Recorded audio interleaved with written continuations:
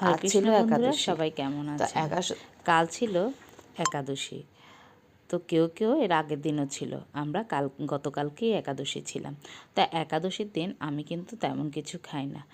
যেহেতু ঘরের মধ্যে আমিই শুধু একাদশী, তো আমার ছেলে মেয়ে, আমার হাজব্যান্ড তারা একাদশী ছিল না, তাই ওদের জন্য একসাথেই আমি সবজি রান্না করে ফেললাম।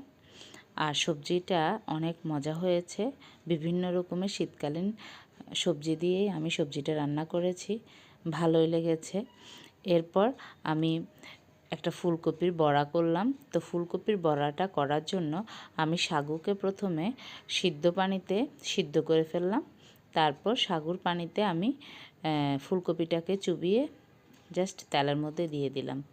তো এটাই আমার ফুলকপির বড়া। সত্যি অনেক মজা হয়েছে, সবাই খেয়েছে।